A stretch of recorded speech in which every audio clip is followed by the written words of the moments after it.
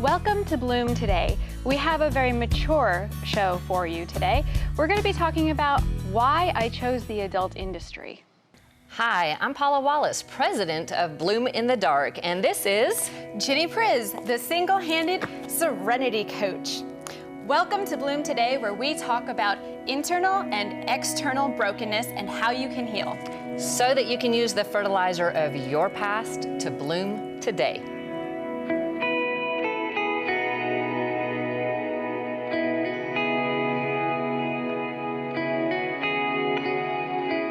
Hey everyone, today we're talking about why I chose the adult industry.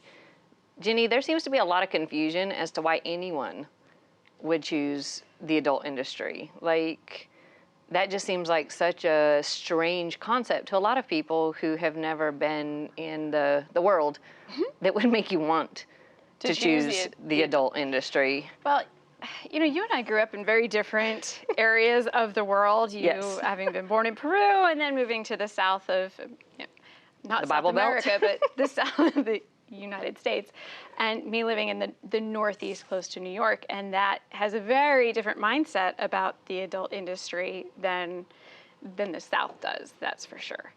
So for me, my experience was very much of these people are liberated, they're free, they're doing what they want to do, they're making a whole lot of money being celebrities, doing very little work, essentially. The rest of us, we're stupid because we're going to work, we're waiting tables, or we're going to college, and we're putting in all of this work for very little return.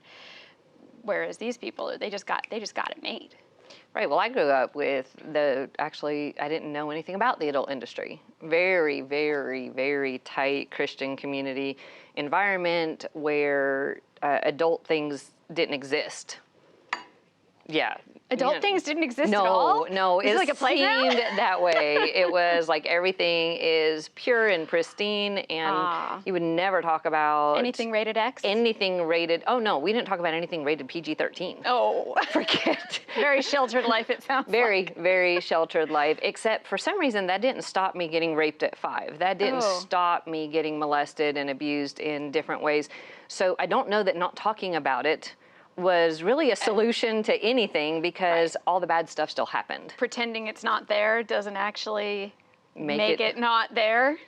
Yeah, it just took looking things up in the dictionary to find terms for the things that had happened to me, because I didn't have any way to relate to it, because nobody used the words like rape. I wouldn't have known what that was.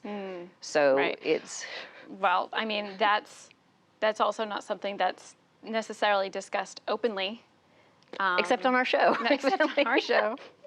Yes, but in everyday life, I mean, there's, going to work every day, spending time with your kids, there's not a lot of focus on that, especially in the Christian worldview. It's very much everything is focused on the family. We even have a ministry called Focus on the Family. It's all very family-oriented, and we don't want to expose people or young children to this kind of idea.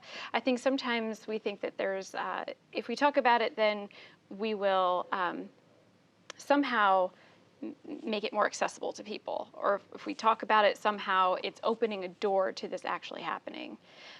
But at the same time, it just leaves us so vulnerable if we're not talking about it, because then the enemy gets to speak into that, and then we feel more ashamed and more isolated if those things do happen to us, because adults are very much aware of the adult industry.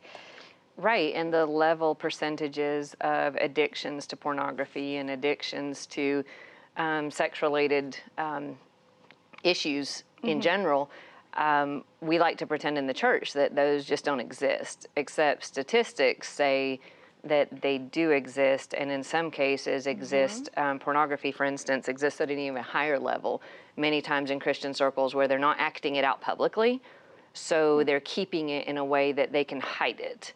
And looking at something on your phone in a hidden area is something you feel like you can hide, where... Oh, it's only affecting me. Oh, right. It's not out there. It's not out there affecting anybody else. No. So we like hidden sin within the church a lot of times because we don't want to look bad to anybody. But that doesn't mean we're not doing the sin. Sure. We're just pretending. But and like I said previously, for me, it was very normalized. The whole idea of pornography. I would go in college, there would be parties, and there would be a group of people just sitting and watching pornography, as if this is, just to critique it and talk about it. This is totally normal. This is not something that any of us need to be ashamed of.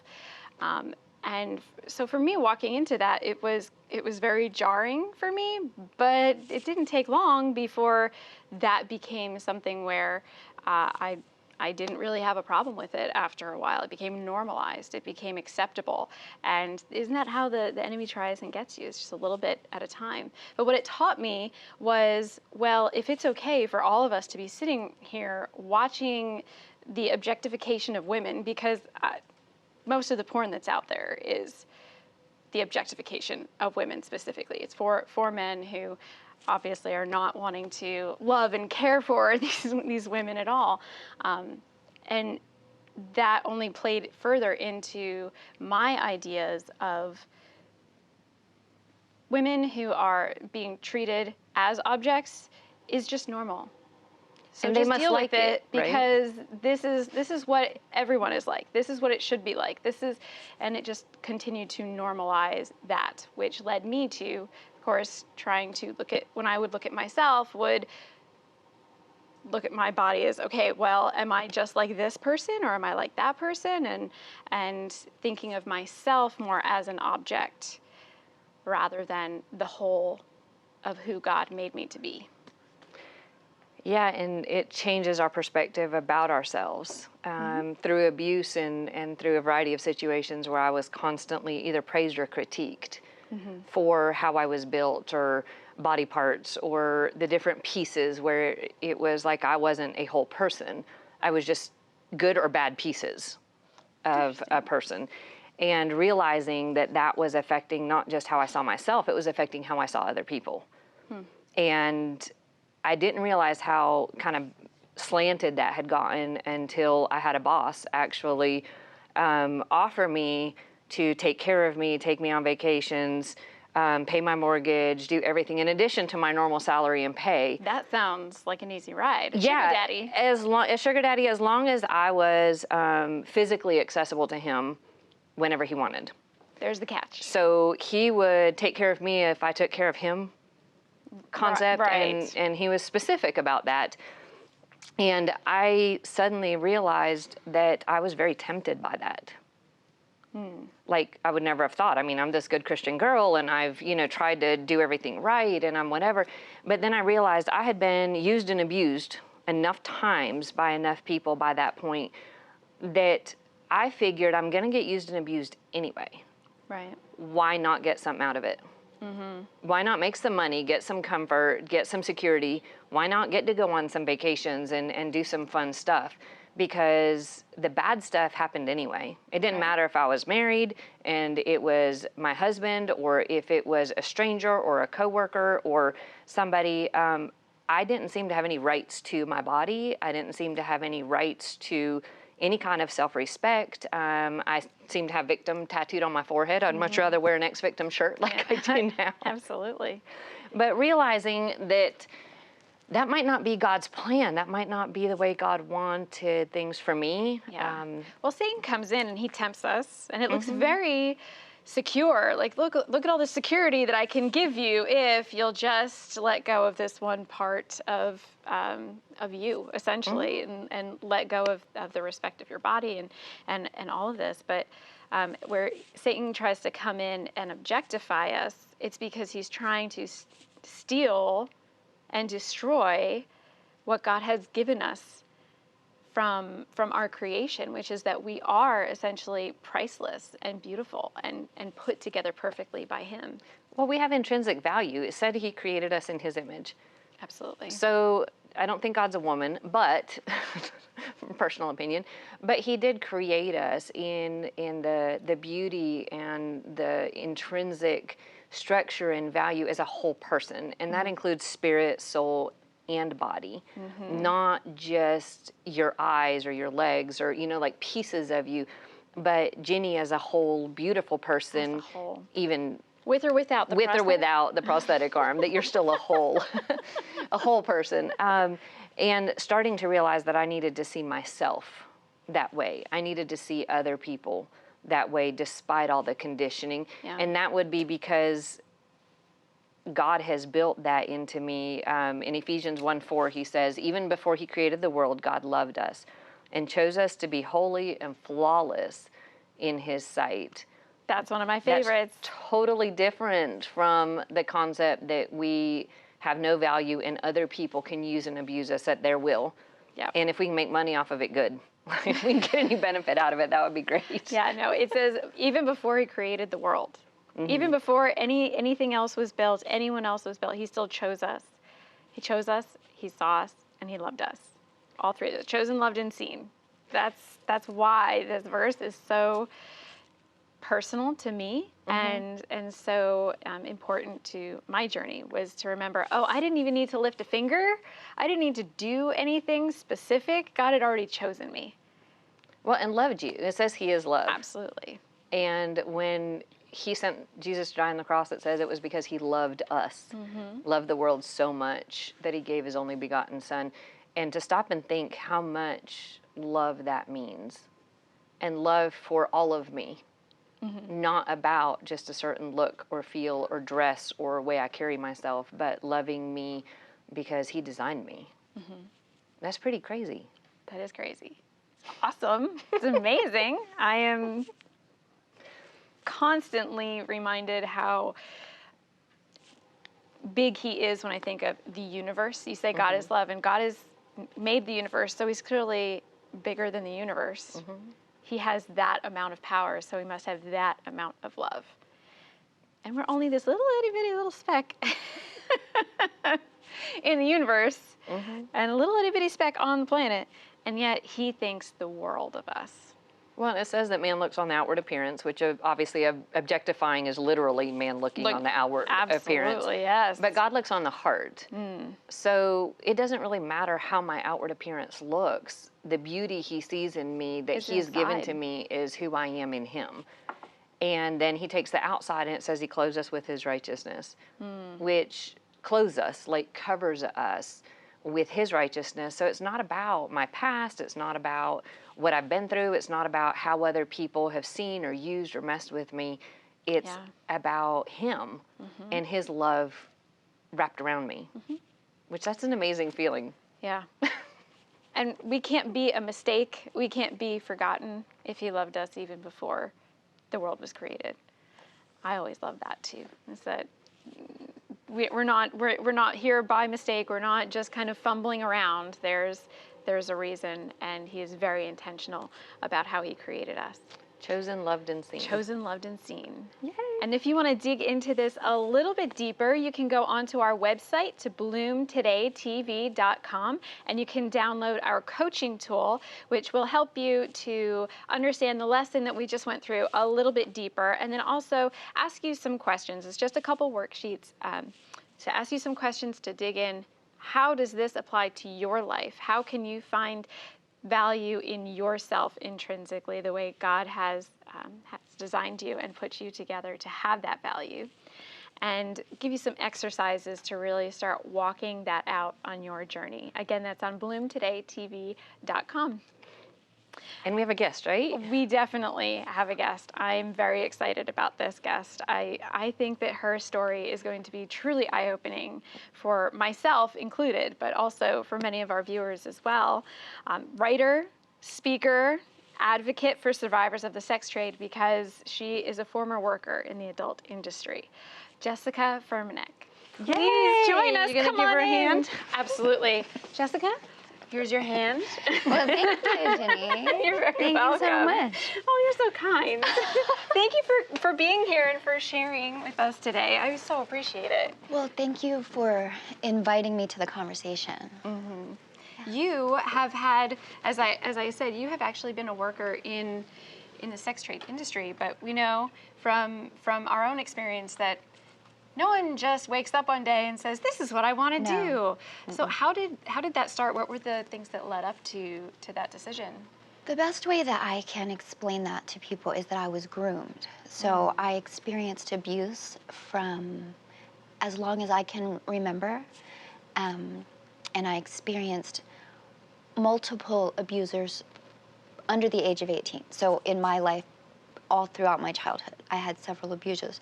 And so what that taught me was that this is what I am for. So it's sexual abuse specifically? Yeah, from men. Yes. For me specifically, it was from men. Okay. And it was from leaders in the church, you know, people who had authority over me. And so I believed that the truth was that I'm here to serve sexually. Yeah. Wow, that was your purpose, essentially, is what you... I believed that that was maybe not my only purpose, but a big part of my purpose, because that's the message that I received from that kind of treatment and that kind of sexual abuse. Wow. So yeah, and then when I became 18, I was from a very young age always working in the entertainment industry. I was a trained dancer, I was singing, I was performing, and so when I turned 18, a girlfriend of mine who went to my high school got a job as a stripper at a local club. And so that totally lined up with my purpose. Right. Okay?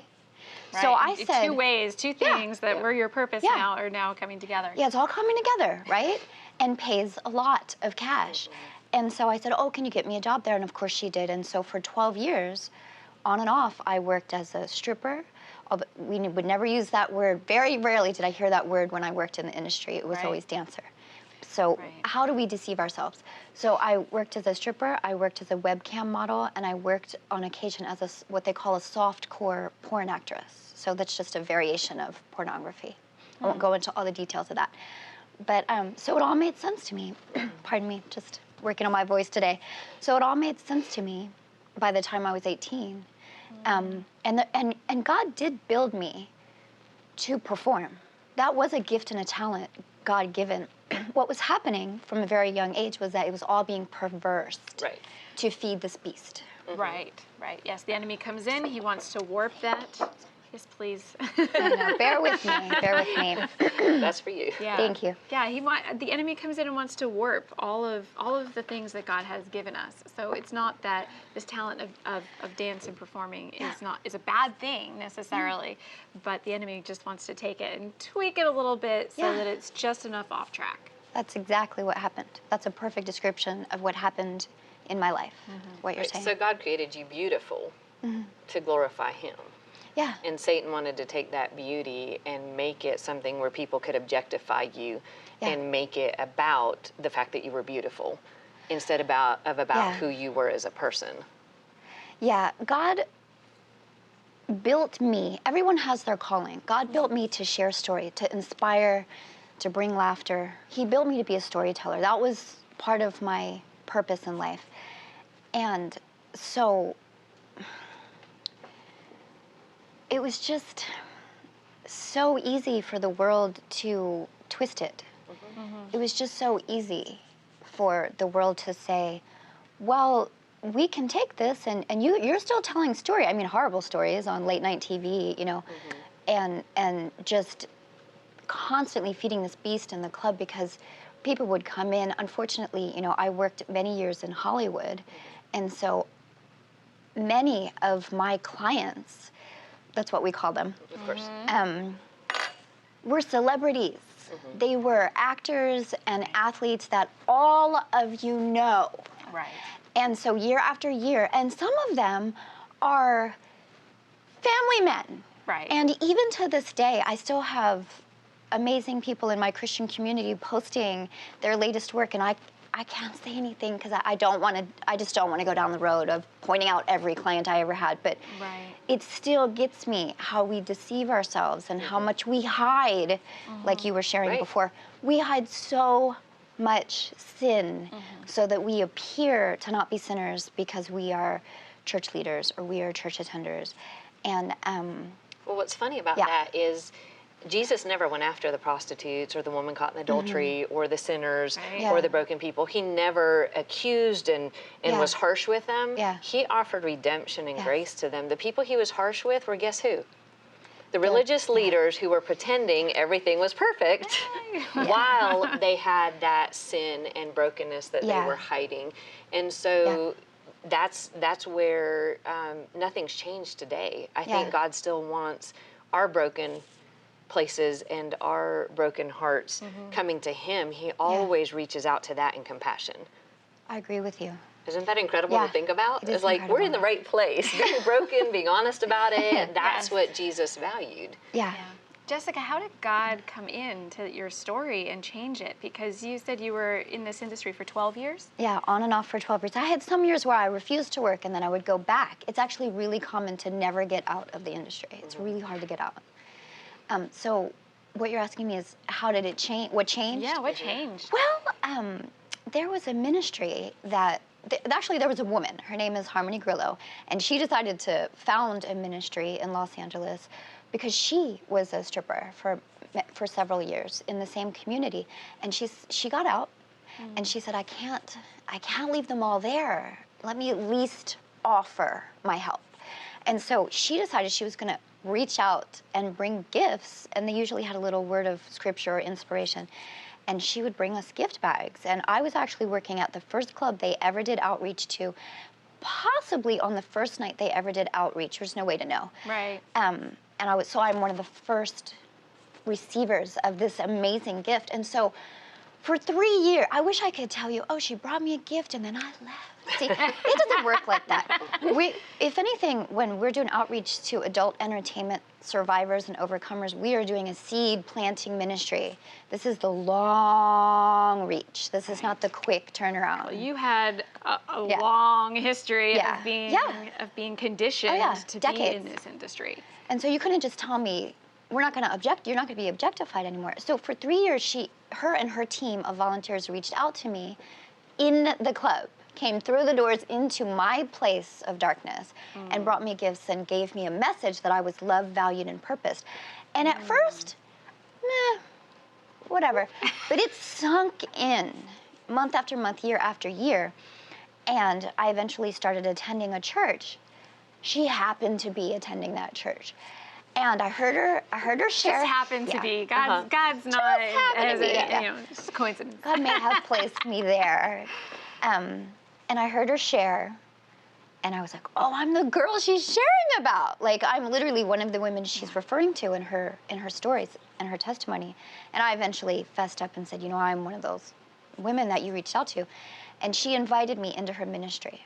And I don't want to skip a big part. I did years of recovery before I ever got to a place where I would sit at this table and talk to you about this. Oh, absolutely. But after my own journey through recovery, she's just invited me to be what we call a survivor leader. And so this ministry, just the simple outreach, one tiny thing of lip gloss and a scripture, was the turning around factor for everything that happens in my life now. And that was 11 years ago. Wow. I know. Oh my gosh, that's really amazing. I know. What you talked about this time of recovery. What did that look like? Was that counseling, learning the word? What did that look like? Well, I went to a church with a great community. It wasn't perfect. I'm going to be very authentic. None of them are. There were sinners. I was one of them. Yeah. So I went to this church, and they were really good at offering things regarding recovery. And so Treasures Ministry itself offered me a weekly support group, free psychological counseling, and a mentor who would just talk to me about life and work and dating. Okay. And on top of that, the church offered a grief recovery program, which I attended, and they also offered a program called Celebrate Recovery, which I eventually became a leader, and I led the abuse group. And I spent some time in the codependency group as well, because there's an exchange that happens between the abuser and the victim. Oh, yeah. And we feed off of that exchange. And so I was getting something out of that codependent exchange. Oh, yeah. And I had to get to a place where I was like, oh, I actually can say no. I actually have a voice. Right. If you weren't getting anything, Yeah. you wouldn't be there. No. So, But it's a more Stockholm Syndrome type of codependent, yeah. getting something out of it rather Definitely. than the, oh, this is fun, so I'm going to do it. Yeah. Because we still feel the shame, we still feel the guilt, we still feel the brokenness. Right. And that takes retraining as well, because then you had to forgive yourself, you had to forgive the people who had hurt you. We have to, and we've done the Celebrate Recovery, like we're all Celebrate Recovery babies in some form. You celebrate that.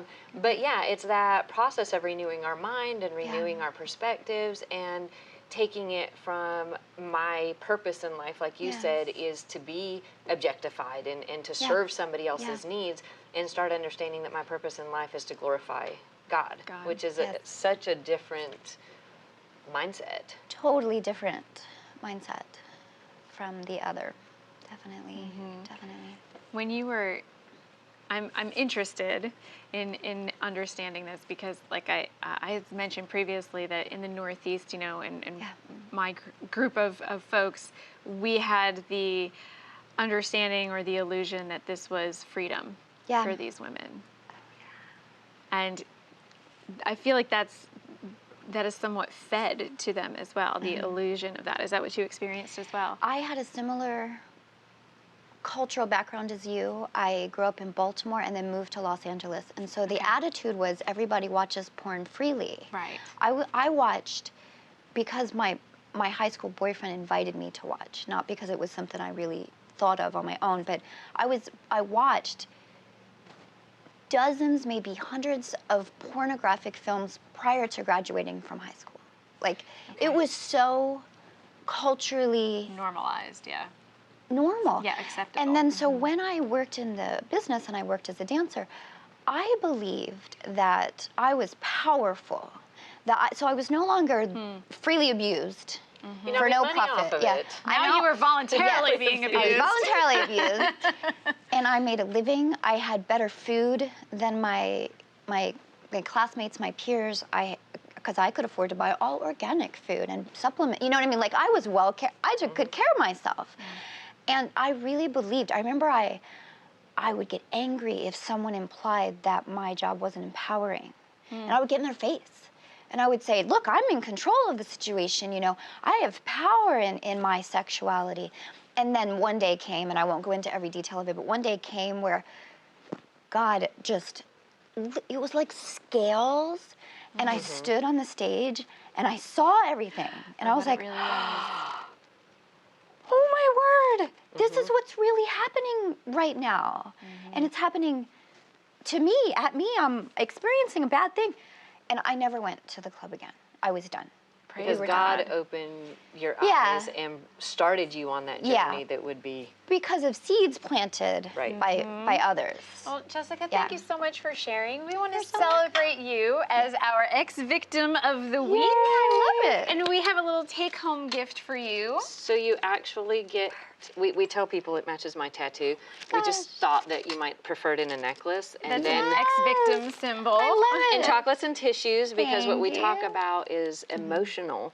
And so we want to... Just a little emotional. Just a tiny bit emotional. So we wanted to celebrate that with you. Thank you. And the support and processing of that. Yes, Lots of tears and all kinds of stuff. and we talk about using The fertilizer of our past to bloom today. A free PDF copy of the Bloom in the Dark book and a full list of Bloom Today's coaching tools can be found on bloomtodaytv.com. Then visit Bloom Today's Facebook group for deeper conversation.